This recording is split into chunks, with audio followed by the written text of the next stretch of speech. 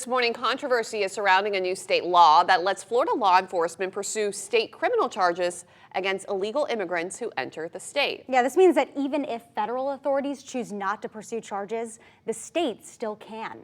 Florida's Attorney General asked a federal appeals court to allow the state to carry out this law as it's making its way through the courts.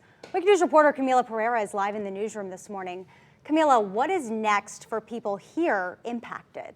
Yeah, Claire, if it goes the way that Florida's Attorney General wants it to, it could mean, multiple things, from an increase in criminal penalties for undocumented immigrants who commit crimes, an established state board of immigration enforcement, mandatory death penalty for undocumented immigrants convicted of murder or child rape, and strengthening cooperation between local law enforcement and ICE. And we've already seen, some of our own local law enforcement agencies like Fort Myers, Naples, and Punta Gorda police departments, as well as Lee, Collier, and Charlotte County Sheriff's Office, all in agreement to work together with ICE. And this is also following, 800, seeing almost nearly 800 people who were arrested in a massive multi-agency immigration enforcement crackdown in late April, also known as Operation Tidal Wave, consisting of ICE and state law enforcement in Florida. Now, we have reached out to our local law enforcement about their involvement in that, and all have said they either did not assist in this operation or were not aware of being involved in it. Now, the director of the State Board of Immigration Enforcement says Florida is a state that can take the lead in this matter.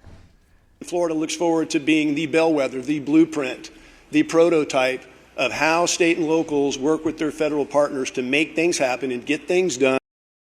Now, this law is going through the Court of Appeals because of advocacy groups like the Florida Immigrant Coalition and the Farm Worker Association of Florida, which filed a lawsuit saying that, immigration enforcement is a federal job, not the state's, and that this law is unconstitutional. Live in the newsroom, Camila Pereira, Wink News.